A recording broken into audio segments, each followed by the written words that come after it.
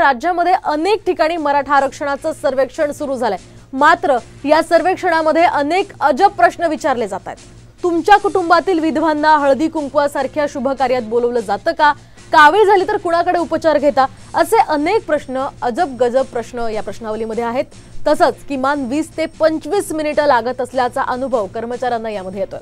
त्यामुळे दिवसभरात एक कर्मचारी फार तर 15 ते 20 कुटुंबांचं सर्वेक्षण पूर्ण करू शकतोय।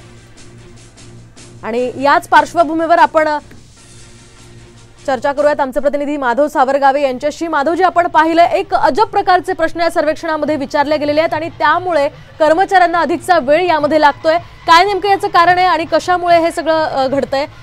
आतापर्यंतचे अनुभव या संदर्भातले काय काय आले?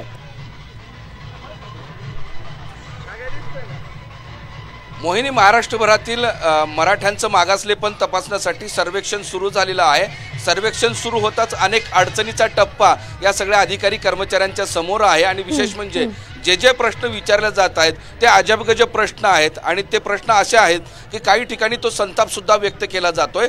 आणि हे संताप व्यक्त करत असताना की जवळपास 150 प्रश्नांची ही सगळे ॲप्लिकेशन्स आहे, म्हणजे सॉफ्टवेअर आहे, त्याद्वारे वेगवेगळ्या ठिकाणी कर्मचारी जाऊन काम करत असतात आणि ते भरून घेत असतात। पण धक्कादायक म्हणजे त्या भरून घेण्यासाठी गेलेल्या कर्मचाऱ्यांना सुद्धाच या संदर्भातलं ज्ञान नाही आणि त्यामुळं एक वेगळं चित्र सगळ्या महाराष्ट्रामध्ये दिसायला लागलेलं आहे। जरी सर्वेक्षण जरी केलं असलं, सर्वेक्षण सुरू असलं तरी ते सर्वेक्षण कसं पूर्ण होणार असा एक प्रश्न आहे। कारण ग्रामीण भागातल्या गावागावामध्ये हे सर्वेक्षण करत असताना त्या सर्वेक्षणासमोर अनेक अडचणी येत आहेत आणि त्या अडचणी दूर कशा करायचा असा एक प्रश्न आहे। आणि त्यामुळे खरंच या सर्वेक्षणातून मराठ्यांच्या पदरात काही पडणार का किंवा मराठ्यांचं खरं मागासलेपण सिद्ध होणार का असा एक प्रश्न उपस्थित केला जातोय। आणि त्यामुळं आता हे एक तर अजबगजब प्रश्न, त्याचबरोबर ज्यांच्याकडे या सगळ्या सर्वेक्षणाची जबाबदारी दिलेली आहे ते अधिकारी कर्मचारी हे प्रशिक्षित नाहीत। काही ठिकाणी धक्कादायक म्हणजे आपलं असं निदर्शनास आलेलं आहे की कर्मचाऱ्यांनी नेमकं काय करायचं हेच माहीत नाही आणि जे प्रश्न विचारतायत ते लिहून घ्यायचं किंवा नोंद करायचे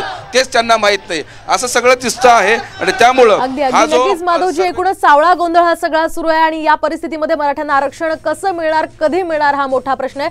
धन्यवाद तुम्ही दिलेल्या या सविस्तर माहितीसाठी।